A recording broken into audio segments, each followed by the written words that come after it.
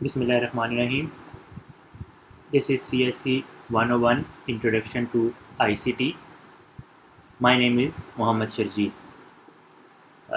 In today's online lecture, we'll study lecture 9, Program Development and Programming Languages. हमने last lecture 8 में problem solving skill को बड़े detail से देखा था और मैंने आपको बताया था कि जो प्रॉब्लम सॉल्विंग स्किल है ये एक ऐसी स्किल है जो अगर आपको आएगी तभी आप रियल वर्ल्ड प्रॉब्लम्स को सॉल्व कर सकेंगे। रियल वर्ल्ड प्रॉब्लम्स को जब सॉल्व किया जाता है तो उनके लिए जो एल्गोरिथम लिखा जाता है वो हमने लेक्चर 8 में देखा। एल्गोरिथम एक टूल है जिसके ज़रिए आप स्टेप बाय स्टेप एक प्रॉब्लम के सलूशन को डिवाइस करते हैं या बनाते हैं। जब आपके पास वो सलूशन और वो स्टेप्स या इन अदर वर्ड्स एल्गोरिथम आ जाता है फिर आप उसको कंप्यूटर में इम्प्लीमेंट करते हैं। इन अदर वर्ड्स प्रॉब्लम हम खुद सॉल्व करते हैं। जब प्रॉब्लम सॉल्व हो जाती है तो फिर कंप्यूटर को प्रोग्राम के ज़रिए सिखा देते हैं कि ये प्रॉब्लम है, ऐसे करके इसका सलूशन निकालना है। उसके बाद कंप्यूटर उस प्रॉब्लम का सलूशन जो है अपने पास सेव कर लेता है और जब नेक्स्ट टाइम हम उसको वो प्रॉब्लम सॉल्व करने को देते हैं तो वो हमें सॉल्व करके उसका आंसर बता देता है। प्रोग्राम कंप्यूटर को कुछ सिखाने का नाम है। प्रोग्राम स्टेप बाय स्टेप एक प्रोसेस है या लाइन ऑफ इंस्ट्रक्शंस है जिसके ज़रिए हम कंप्यूटर को सिखाते हैं कि कोई काम कैसे करना है। प्रोग्राम जो है ये प्रोग्रामिंग लैंग्वेज में बनाया जाता है। प्रोग्रामिंग लैंग्वेज का मतलब है एक ऐसी लैंग्वेज जिसके ज़रिए कंप्यूटर को प्रोग्राम किया जा सके या कंप्यूटर को सिखाया जा सके। जैसे हम आपस में नेचुरल लैंग्वेज में ह्यूमन लैंग्वेज में बात करते हैं वैसे ही कंप्यूटर के साथ कंप्यूटर की लैंग्वेज में बात की जाती है या प्रोग्रामिंग लैंग्वेज में बात की जाती है, उसको कुछ सिखाया जाता है। ठीक हो गया? ओके। अब प्रोग्राम जो है ये एक प्रोडक्ट होता है, यानी कि एक प्रोडक्ट होता है जो हम उसको टच नहीं कर सकते, छू नहीं सकते, लेकिन एक फुल फ्लेज प्रोडक्ट होता है। जैसे और कई प्रोडक्ट्स हैं, जैसे कि एक पेन है, जैसे कि एक चेयर है, जैसे कि एयर कंडीशनर है, जैसे कि टेलीविज़न सेट है। तो जो आपका प्रोग्राम है ये भी एक प्रोडक्ट है। अब इसको बनाया जाता है जैसे बाकी प्रोडक्ट्स को बनाया जाता है। सो जैसे हम टेबल को बनाते हैं, चेयर को बनाते हैं, एयर कंडीशनर को बनाते हैं या और प्रोडक्ट्स को बनाते हैं, वैसे ही प्रोग्राम को भी बनाया जाता है। सो होता क्या है कि आपने किसी प्रोडक्ट को बनाने के लिए प्रोफेशनल लोगों की मदद लेनी होती है। जैसे कि आप चेयर बनाते हैं तो वो किसी फैक्ट्री में बनती है, किसी कारखाने में बनती है। उसमें सबसे पहले आपको रॉ मटेरियल चाहिए। रॉ मटेरियल में आपको लकड़ी चाहिए, कील वगैरह चाहिए, ग्लू वगैरह चाहिए और हो सकता है चीज़ें चाहिए। वो रॉ मटेरियल फिर उस फैक्ट्री के अंदर डिफरेंट प्रोसेसेस से गुज़रता हुआ एक एंड प्रोडक्ट में कन्वर्ट होता है। चाहे चेयर है, टेबल है, एयर कंडीशनर है, टेलीविज़न सेट है, पेन है, पेंसिल है, कोई और प्रोडक्ट है। तो जो फैक्ट्री के अंदर प्रोफेशनल लोग काम कर रहे होते हैं वो उस रॉ मटेरियल को डिफरेंट प्रोसेस से गुजारते हुए एक एंड प्रोडक्ट में तब्दील करते हैं। फॉर एग्ज़ाम्पल आपके पास लकड़ी है, चेयर बनाने की बात ले रहे हैं, लकड़ी है तो उसको ख़ास तरीके से तराशा जाता है, काटा जाता है। फिर कोई लोग होते हैं स्पेशल जो कि उसको ऐसे काटते हैं सही तरीके से, आप और मैं शायद वैसे नहीं काट सकें।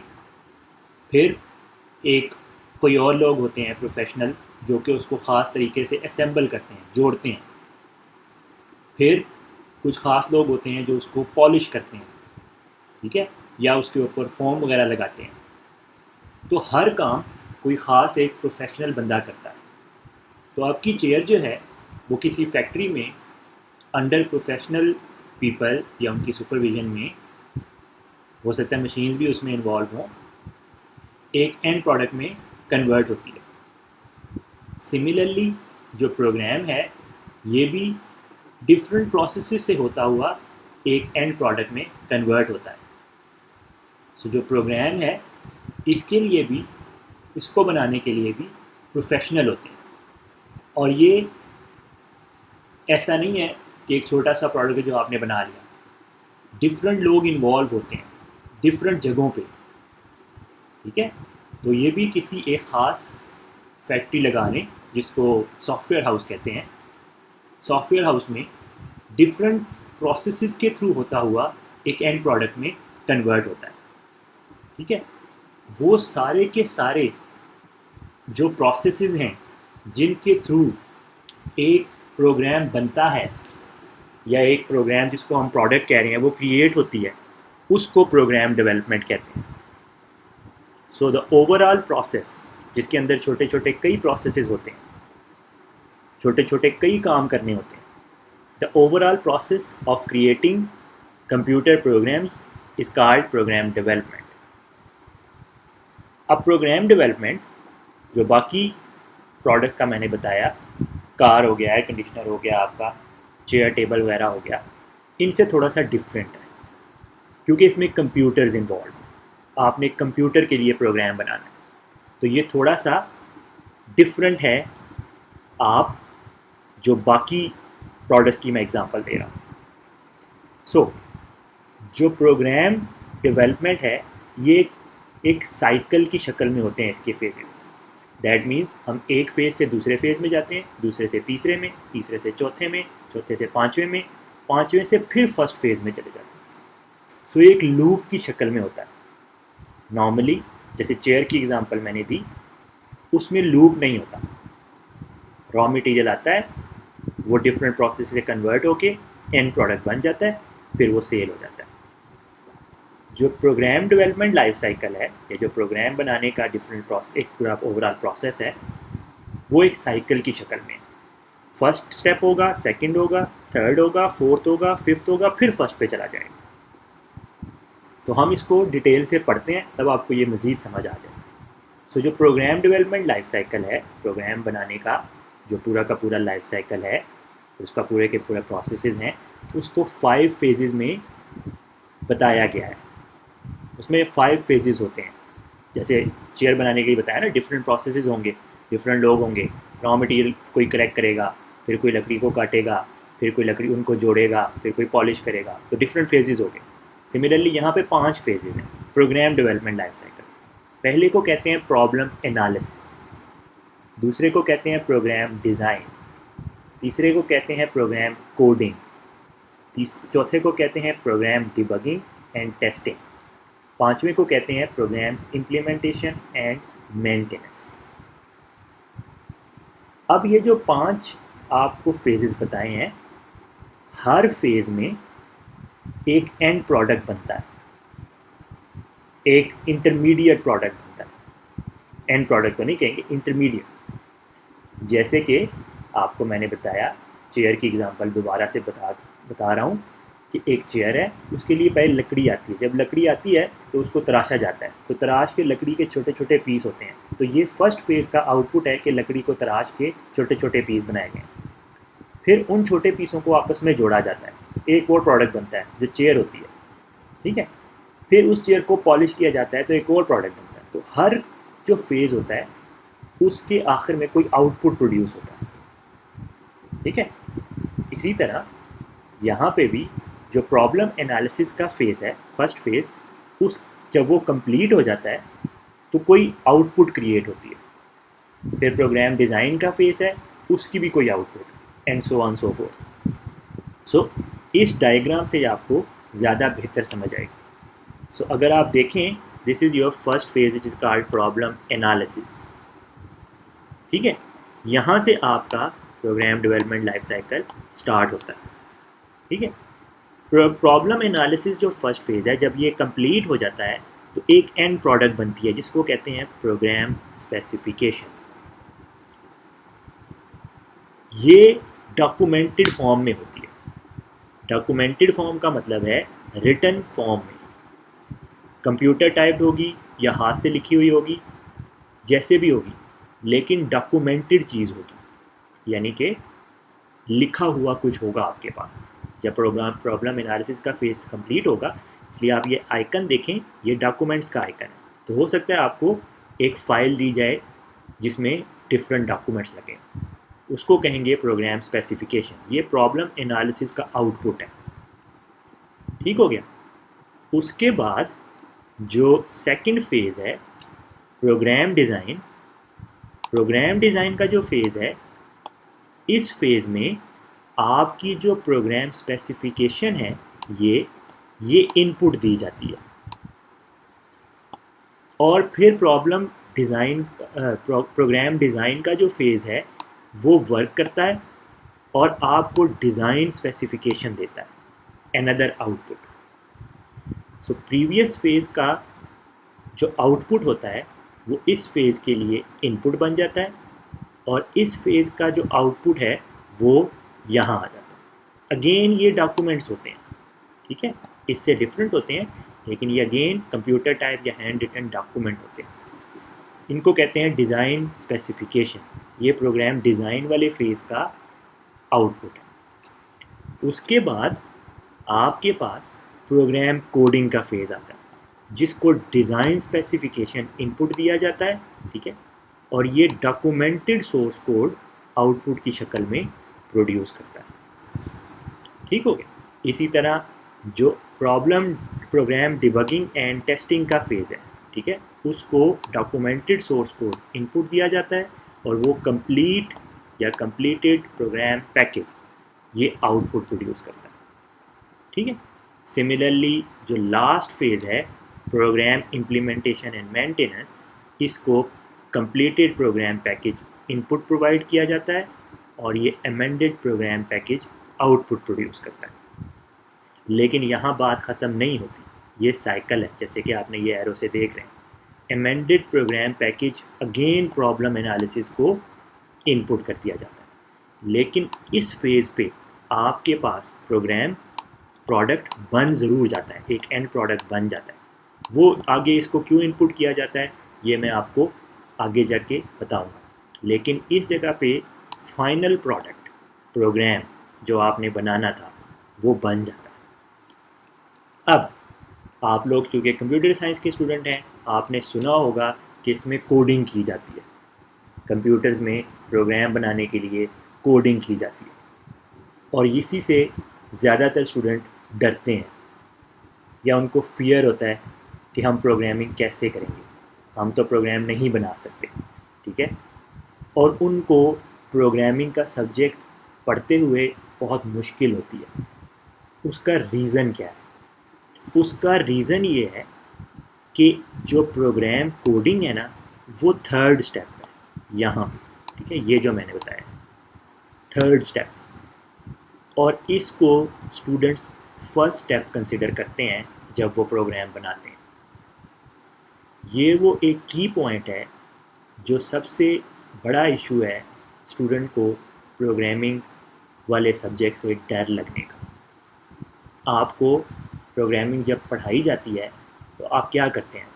आपको सर ने कहा ये प्रोग्राम बनाएं, तो आप कंप्यूटर पे बैठ के कोडिंग शुरू कर देते हैं।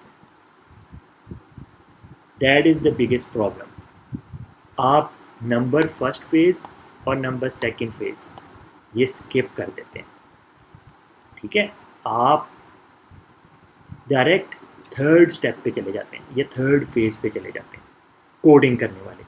आप कभी भी प्रॉब्लम का एनालिसिस नहीं करते, आप कभी भी प्रोग्राम डिज़ाइन नहीं बनाते। तो आप सोचें, आपके पास डिज़ाइन स्पेसिफिकेशन है ही नहीं, इस स्टेप का इनपुट तो है ही नहीं, तो आउटपुट कैसे आएगा?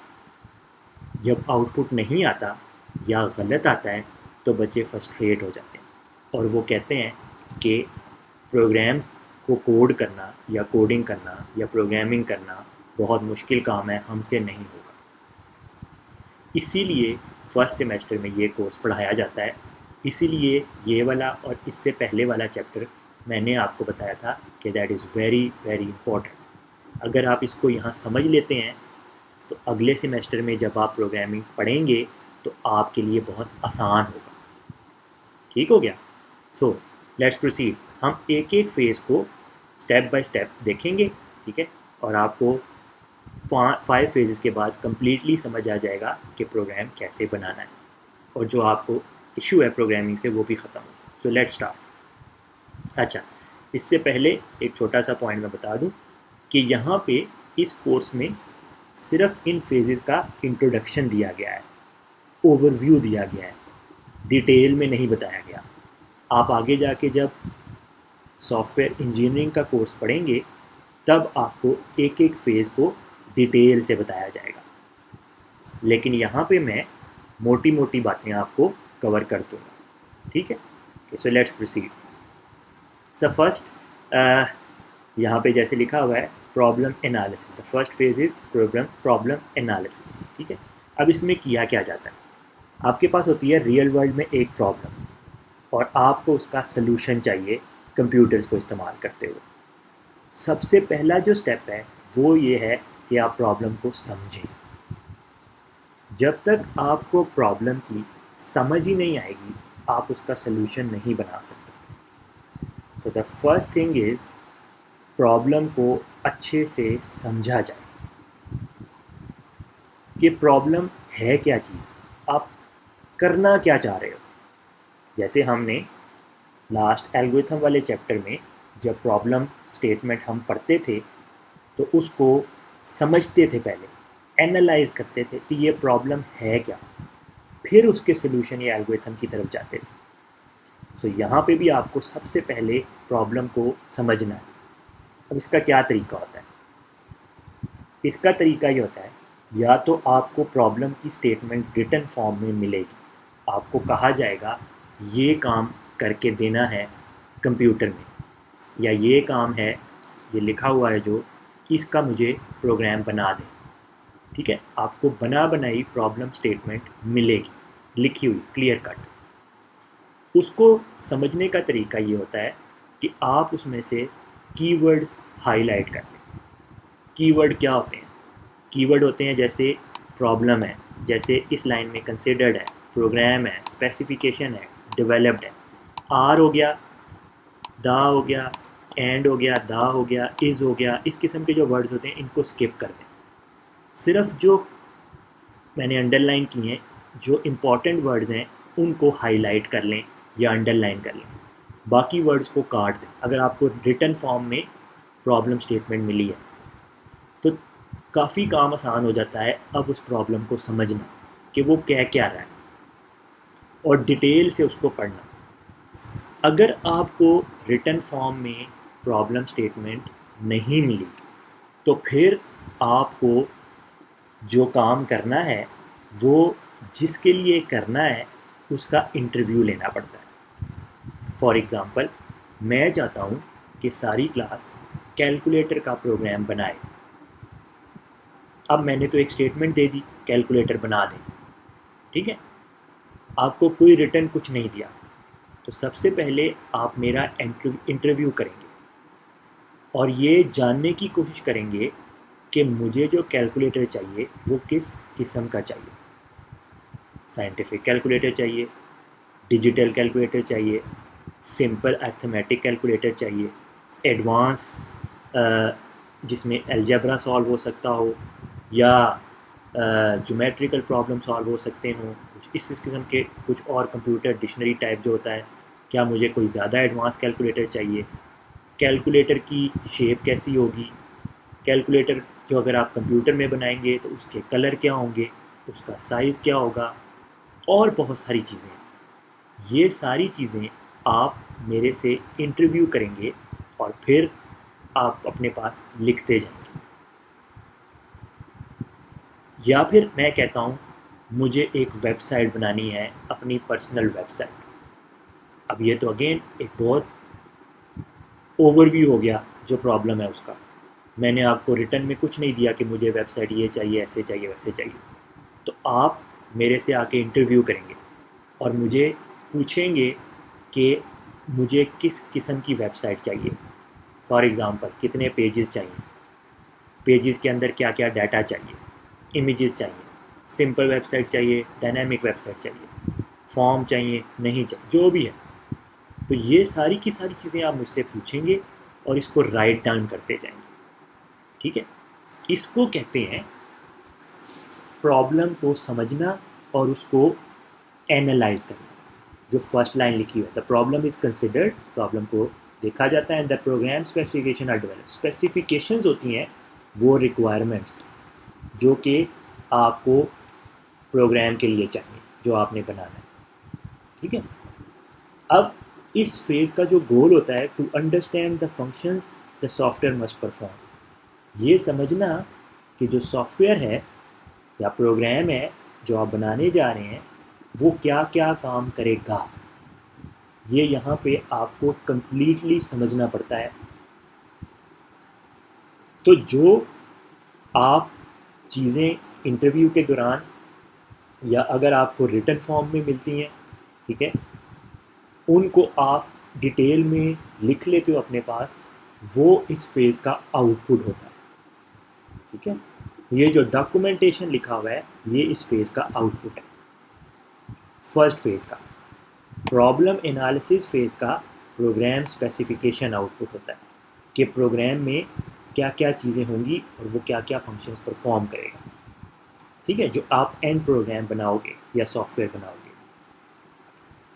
अब इसमें जो डॉक्यूमेंटेशन होती है उसमें आपने ये सारी बातें लिखी होती हैं, व्हाट इट डज़, वो क्या करेगा, कितने टाइम में बना के देंगे आप। ठीक है, प्रोग्रामिंग लैंग्वेज कौन सी इस्तेमाल करनी है, एक्सेट्रा एक्सेट्रा। इसके अलावा भी जो बातें मैंने आपको बताई। तो अब आपने इंटरव्यू किया किसी बंदे से, तो रिटर्न फॉर्म में आपके पास रिक्वायरमेंट्स आ गई कि ये रिक्वायरमेंट हैं उस बंदे की जिसके लिए आप सॉफ्टवेयर बना रहे हैं। That is called problem analysis phase and it's output. I hope it is clear. The second phase is programme design. अब आपके पास जो इनपुट आया है वो आया है प्रोग्राम स्पेसिफिकेशन, रिटन फॉर्म में, कंप्लीटेड, डॉक्यूमेंटेड, साइन हुई मेरी तरफ से भी आपकी तरफ से भी, ताकि कल को उसमें कोई चेंजेस ना कर सके, कोई तब्दीली ना की जा सके। तो प्रोग्राम डिज़ाइन को इनपुट मिलता है प्रॉब्लम का क्लियर कट, अंडरस्टैंड हुआ समझा हुआ डॉक्यूमेंटेड फॉर्म, यानी कि प्रॉब्लम क्लियर होगी, जो करना था वो क्लियर हो गया। कैलकुलेटर बनाना था, कोई वेबसाइट बनानी थी, कोई और सॉफ्टवेयर बनाना था, क्लियर कट समझ आ गया।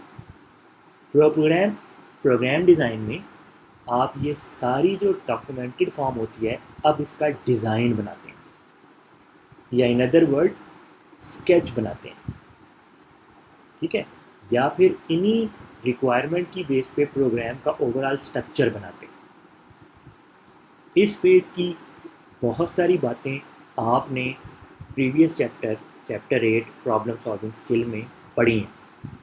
वहाँ पे भी आप यही करते थे, प्रॉब्लम को लेते थे और उसको पेन और पेपर पे डिज़ाइन करते थे। डिज़ाइन करने के लिए आप सूडो कोड यूज़ करते थे, एल्गोरिथम यूज़ करते थे, फ्लो चार्ट यूज़ करते थे, या फिर ट्रेस टेबल, ट्राई रन वगैरह करते थे। यहाँ वो यही काम था, प्रोग्राम का डिज़ाइन बनाना। अगर आप इसको मज़ीद समझना चाहते हैं तो प्रोग्राम डिज़ाइन का मतलब है कि घर बनाने से पहले उसका नक्शा बनाना। ठीक है, तो मैप बनाना प्रोग्राम बनाने से पहले। तो अब आप क्या कर रहे हैं, आपके पास प्रॉब्लम का क्लियर कट डेफिनेशन आ गई कि प्रॉब्लम ये कह रही है, आपको समझ भी आ गया, आपको रिक्वायरमेंट कंप्लीट मिल गई। आप उसका सूडो कोड बना लें। Pseudo code language independent tool है, आप बेहतर तरीके से उसको बना सकते हैं, आसानी से बना सकते हैं, थोड़ा आसान है बनाना। सूडो कोड को देखते हुए एल्गोरिथम बना लें, एल्गोरिथम से फ्लो चार्ट बना लें, फ्लो चार्ट से या एल्गोरिथम से फिर ड्राई रन करके उसको ट्रेस टेबल बना लें। जब आप ये सब कंप्लीट कर लेंगे, ठीक है, तो आपके पास जो आउटपुट आएगा वो प्रोग्राम डिज़ाइन का आउटपुट होगा। सो आपके पास प्रोग्राम स्पेसिफिकेशन आई, प्रोग्राम डिज़ाइन के थ्रू होते हुए आपके पास डिज़ाइन स्पेसिफिकेशन में कन्वर्ट हो गई। डिज़ाइन स्पेसिफिकेशन क्या है? इसमें प्रॉब्लम का एल्गोरिथम बना होगा, प्रॉब्लम का सूडो कोड बना होगा, प्रॉब्लम का फ्लो चार्ट बना होगा, ट्रेस टेबल वगैरह बने। अब यहाँ पे एक चीज़ बताई गई है, यूनिफाइड मॉडलिंग लैंग्वेज मॉडल्स, ठीक है, ये भी फ्लो चार्ट एल्गोरिथम की तरह ही होते हैं, ठीक है। ये आप आगे जाके जब ऑब्जेक्ट ओरिएंटेड प्रोग्रामिंग पढ़ेंगे तब आपको ज़्यादा क्लियर हो जाएगा, लेकिन ये होते ऐसे ही फ्लो चार्ट एल्गोरिथम की तरह ही हैं, ठीक है। फिर आगे जो लिखा हुआ है स्ट्रक्चर थ्योरम, ठीक है, सीक्वेंस, सिलेक्शन, रिपीटिशन स्ट्रक्चर वगैरह, ये आप लॉजिक बिल्डिंग के दौरान यूज़ करेंगे। So as I said, most of the things are that you already studied in the previous chapter, ठीक है। अ गुड प्रोग्राम डिज़ाइन, ठीक है, क्या होता है? बी स्पेसिफिक, स्पेसिफिक छोटी छोटी डिटेल्स को इग्नोर ना करें। जैसे लास्ट चैप्टर में जब हम एवरेज कैलकुलेट कर रहे थे तो ये भी लिखते थे कि एवरेज कैलकुलेट करनी कैसे है, ये नहीं कि बस एवरेज कैलकुलेट करनी, उसकी डिटेल भी बताई गई थी। तो स्पेसिफिक होके डिटेल में चीज़ों को बताना है। All the things the program must do needs to be specified, ठीक है। तो एल्गोरिथम में हर चीज़ होनी चाहिए, ठीक है। One entry point, one exit point, start और एंड एल्गोरिथम का, जैसे मैंने बताया। No infinite loops, no logical errors, यहाँ पे यानी कि रिपीटिशन स्ट्रक्चर आपका ठीक हो, सिलेक्शन स्ट्रक्चर ठीक हो, ठीक है। Design should be tested to ensure logic is correct, that means, can you guess?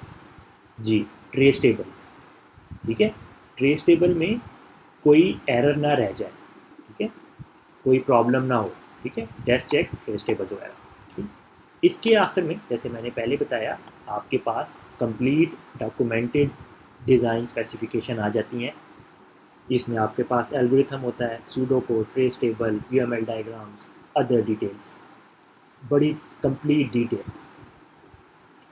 ये जो आउटपुट होता है सेकंड फेज़ का, वो प्रोग्राम के कोडिंग जो थर्ड फेज़ है उसको इनपुट किया जाता है, ठीक है। प्रोग्राम कोडिंग वो फेज़ है जिसमें एक्चुअल में कोडिंग की जाती है, ठीक है। यहाँ पे अब आपको कंप्यूटर पे बैठ के प्रोग्राम लिखना है। सो जैसे मैंने पहले बताया था, यहाँ तक फर्स्ट टू फेजेस में आपने कंप्यूटर पे कुछ भी नहीं किया, आपने सिर्फ और सिर्फ पेन और पेपर को यूज़ किया। उस पेन और पेपर के ज़रिए ही आपने प्रॉब्लम को अंडरस्टैंड करके लिखा है और फिर उसका डिज़ाइन बनाया है, सॉल्यूशन बनाया है, एल्गोरिथम बनाया है। कंप्यूटर का कहीं इस्तेमाल नहीं है, ठीक है। और यही वो गलती है, जब भी आपको प्रोग्राम करने को कहते हैं, आप सबसे पहले हम सब मिलके कोडिंग करना शुरू कर दें, और वही सबसे बड़ी मिस्टेक है, क्योंकि हमें पता ही नहीं होता कि प्रॉब्लम है क्या, हमें पता ही नहीं होता कि इस प्रॉब्लम का सलूशन कैसे निकलेगा, हम बस डायरेक्ट उसको कोड करने बैठ जाते हैं। So third phase is program coding. Program coding में सोर्स कोड लिखा जाता है, प्रोग्राम का कोड लिखा जाता है, जिसको सेट ऑफ इंस्ट्रक्शंस भी कहते हैं। सो हम एक एक स्टेटमेंट लिखते हैं और वो कंप्यूटर में एंटर करते हैं यूजिंग अ प्रोग्रामिंग लैंग्वेज। अब यहाँ पे एल्गोरिथम की लैंग्वेज यूज़ नहीं होगी, प्रोग्रामिंग लैंग्वेज यूज़ होगी। तो जो कंप्यूटर की लैंग्वेज है प्रोग्रामिंग लैंग्वेज, अब उसमें आपने प्रोग्राम लिखना है। नॉर्मली क्या होता है, जो एल्गोरिथम होता है उसके एक एक लाइन को कंप्यूटर प्रोग्राम की एक एक लाइन में कन्वर्ट कर दिया जाता है। तो जैसे मैंने बताया था, जब आप एल्गोरिथम लिखेंगे तो स्टेप्स में लिखेंगे। तो स्टेप 1 एक लाइन है, स्टेप 2 दूसरी लाइन है, एंड सो ऑन। तो एक एक स्टेप में प्रोग्रामिंग लैंग्वेज की एक एक स्टेटमेंट बन जाती है। तो एल्गोरिथम की एक स्टेटमेंट प्रोग्रामिंग लैंग्वेज की एक स्टेटमेंट में कन्वर्ट हो जाती है। अब इसके लिए सबसे पहले क्या ज़रूरी है प्रोग्राम कोडिंग करने के लिए, कि आपको प्रोग्रामिंग लैंग्वेज आती हो। अब जब नेक्स्ट सेमेस्टर में आप जाएंगे तो आपको प्रोग्रामिंग लैंग्वेज सिखाई जाएगी, प्रॉब्लम सॉल्विंग स्किल नहीं सिखाई जाएगी, वो आपने यहीं पे सीखनी है। यानी कि फर्स्ट 2 फेजेस यहीं पे आपने उसको समझना है कि उसमें करना क्या होता है। नेक्स्ट सेमेस्टर में आप प्रोग्रामिंग लैंग्वेज जब सीख लेंगे तब आप कोडिंग कर सकेंगे। तो जैसे आपने एल्गोरिथम की थोड़ी बहुत लैंग्वेज सीख ली है, वैसे ही आपको प्रोग्रामिंग लैंग्वेज भी सिखाई जाएगी कि उसमें स्टेटमेंट कैसे लिखनी है, रन कैसे करना है प्रोग्राम को। तो यहाँ पे आप प्रोग्रामिंग लैंग्वेज आपको आनी चाहिए, तभी आप सोर्स कोड या प्रोग्राम कोड लिख सकेंगे, वरना नहीं लिख सकेंगे। अब प्रोग्रामिंग लैंग्वेज कैसे चूज़ की जाती है, ठीक है, एक से ज़्यादा कंप्यूटर प्रोग्रामिंग लैंग्वेजेस हमारे पास मौजूद हैं। उनको चूज़ कैसे करना है कि कौन सी लैंग्वेज बेहतर है, कौन सी नहीं, ये कुछ यहाँ पे बताए गए हैं पॉइंट्स, ठीक है। आपकी एप्लीकेशन की रिक्वायरमेंट क्या है, आप वेबसाइट बना रहे हैं, कोई डेस्कटॉप एप्लीकेशन बना रहे हैं, मोबाइल के लिए कोई ऐप बना रहे हैं, तो उस हिसाब से लैंग्वेज चेंज होगी, ठीक है। क्या आपका प्रोग्राम दूसरे प्रोग्राम के साथ मिलके काम करेगा या स्टैंड अलोन अलहदा प्रोग्राम होगा। आप जिस कंपनी में काम कर रहे हैं, फॉर एग्ज़ाम्पल जहाँ पे प्रोग्राम बन रहा है, सॉफ्टवेयर हाउस, उसकी क्या रिक्वायरमेंट है। फिर जो प्रोग्रामर हैं जो उस कंपनी में काम कर रहे हैं, वो कौन सी लैंग्वेज जानते हैं, एंड सो ऑन, ठीक है। डेवलपमेंट स्पीड वगैरह, पोर्टेबिलिटी, कहाँ पे रन होगी, कहाँ रन नहीं होगी, बड़ी स्क्रीन पे रन करनी है, छोटी स्क्रीन पे रन करनी है, विंडोज़ पे रन होगी, लिनक्स पे रन होगी, मैकिन्टॉश पे रन होगी। तो डिफरेंट ऑप्शंस हैं जिनको कंसिडर किया जाता है प्रोग्रामिंग लैंग्वेज चूज़ करते हुए। वो प्रोग्रामिंग लैंग्वेज जिसमें आपने प्रोग्राम बनाना है। अब आपने प्रोग्रामिंग लैंग्वेज चूज़ कर ली, अब आप कोड करेंगे। जैसे मैंने बताया, नॉर्मली एल्गोरिथम की एक स्टेप को या एक लाइन को एक कोड में कन्वर्ट किया जाता है प्रोग्रामिंग लैंग्वेज की लाइन में, ठीक है। अच्छा, अब जो कोडिंग की जाती है उसके ख़ास तरीके हैं। बेहतर कोडिंग करने के या अच्छी कोडिंग करने के कुछ ख़ास प्रिंसिपल्स हैं, ठीक है, वो यहाँ पे बताए गए हैं। प्रोग्राम कोड ऐसे लिखा जाता है कि वो आसानी से रीड हो सके, पढ़ा जा सके। दैट मीन्स उसको लाइन बाय लाइन लिखा जाता है, उसमें स्पेसेस छोड़ी जाती हैं प्रॉपरली, ठीक है, ताकि आप उसको अच्छे से, आप या कोई और उसको अच्छे से पढ़ सके। फिर जो सबसे इम्पॉर्टेंट बात है वो ये है कि जब प्रोग्राम कोड लिखा जाता है उसमें कमेंट्स लिखे जाते हैं। एक प्रोग्राम जो लाइन है प्रोग्रामिंग कोड की, एक लाइन या एक इंस्ट्रक्शन, उसके साथ एक कमेंट लिखा जाता है जो कि उस लाइन को डिस्क्राइब करता है या एक्सप्लेन करता है कि ये लाइन क्या कर रही है। फॉर एग्ज़ाम्पल, आप एक लाइन लिखते हो जिसमें वेरिएबल डिक्लेयर करते हो, जैसे एल्गोरिथम में करते थे हम, set x is equal to 2। अब प्रोग्रामिंग लैंग्वेज में भी इसका एक लाइन होगी, x इज़ इक्वल टू 2। इसके नीचे, इस लाइन के नीचे या ऊपर आप एक कमेंट करेंगे जिसमें लिखेंगे, in this line a variable x is declared and its value is and it is assigned a value 2। तो आपने किया क्या, एक लाइन को कन्वर्ट कर दिया प्रोग्रामिंग लैंग्वेज में और बता दिया कि ये लाइन क्या कर रही है, ठीक है। जब आप एक बहुत बड़ा प्रोग्राम या सॉफ्टवेयर लिखते हैं उसमें थाउजेंड्स ऑफ लाइंस होती हैं, 100 लाइन भी लगा लें। जब आप वो लिख के एक महीना छोड़ दें और एक महीने के बाद दोबारा उसको पढ़ें तो आपको भूल जाएगा कि ये x क्या कर रहा था, x का यहाँ क्या मकसद था। हो सकता है x लूप काउंटर वेरिएबल हो सकता है x सिलेक्शन स्टेटमेंट में यूज़ होना हो सकता है x आप कहीं और यूज़ कर रहे हो सकता है x को आपने प्रिंट करवाना हो, तो आपको पता नहीं है। तो अगर आप लिख लेंगे तो फिर अगर आप उसको साल बाद, 6 महीने बाद, 1 महीने बाद देखेंगे तो उस स्टेटमेंट से आपको क्लियर हो जाएगा कि ये लाइन क्या कर रही है। क्लियर हो गया, ठीक है। सो कोडिंग के दौरान हर लाइन को कमेंट करना एक अच्छा स्टैंडर्ड कंसिडर किया जाता है। ठीक है। सो इस जो ये वाला फेज़ होता है, इसके आखिर में आपके पास डॉक्यूमेंटेड सोर्स कोड आउटपुट आता है। डॉक्यूमेंटेड सोर्स कोड आउटपुट का मतलब ये है, डॉक्यूमेंटेड सोर्स कोड आउटपुट का मतलब ये है, सोर्स कोड तो हो गया लेकिन डॉक्यूमेंटेड है। अब डॉक्यूमेंटेड का मतलब है कि उसमें कमेंट्स लिखे हुए हैं। आप सिंपल सोर्स कोड और डॉक्यूमेंटेड सोर्स कोड का फ़र्क समझें। एक है कि मैंने कोड लिख दिया बस, हो सकता है प्रोग्राम वो भी चल जाए, लेकिन कुछ अर्से बाद वो लाइंस मुझे भूल जाएंगी। अब मैंने जो कोड लिखा है उसमें हर लाइन के साथ कमेंट लिखा है, या ज़्यादातर के साथ, हर चले ना सी, लेकिन ज़्यादातर के साथ वो कोड लिखा है। तो जो कोड लिखा है, ठीक है, वो डॉक्यूमेंटेड सोर्स कोड है, यानी कि उसमें कमेंट्स भी इंक्लूडेड हैं। क्लियर होगी सबको बात? ठीक है। सो हमने इस लेक्चर में फ़िलहाल 3 फेजेस देखे हैं। Number 1, program development life cycle के या PDLC के 3 फेजेस देखे। प्रॉब्लम एनालिसिस, दूसरा program design, third program coding.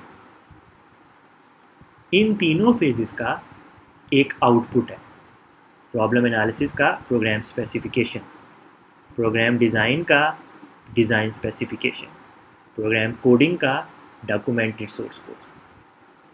Problem analysis में प्रॉब्लम को समझा जाता है कि ये प्रॉब्लम है क्या, इसकी रिक्वायरमेंट क्या है, हमें क्या करना है।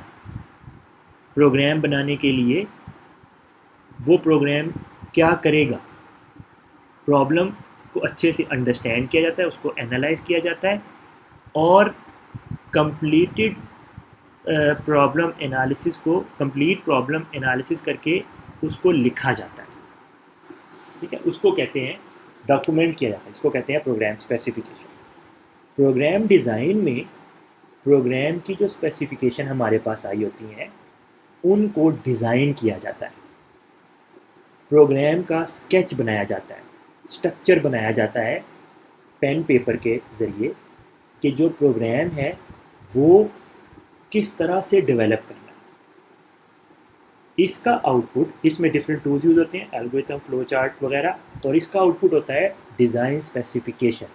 ठीक, प्रोग्राम कोडिंग जो थर्ड फेज़ है, इसको पेन और पेपर के ज़रिए जो कुछ हमने प्रोग्राम का डिज़ाइन किया होता है वो इनपुट मिलता है। इस फेज़ में using a programming language program को कोड किया जाता है, प्रोग्राम डेवलप किया जाता है, यहाँ पे बनाया जाता है कंप्यूटर के ऊपर बैठ के, यूजिंग या विद द हेल्प ऑफ वो जो डिज़ाइन हमारे पास पेपर पेंसिल के ऊपर होता है। फिर प्रोग्राम कोडिंग वाले जो फेज़ है उसके बाद जो आउटपुट आता है वो डॉक्यूमेंटेड सोर्स कोड होता है। डॉक्यूमेंटेड सोर्स कोड का मतलब है कि आपके पास जो सोर्स कोड है उसमें कमेंट्स होते हैं कि ये सोर्स कोड या प्रोग्राम का कोड क्या काम कर रहा है। क्लियर हो गया? तो ये 3 फेजेस हमने इस लेक्चर में देखे हैं। बाकी के 2 फेजेस और इस चैप्टर का बाकी हिस्सा सेकंड लेक्चर में पार्ट बी में कवर करेंगे।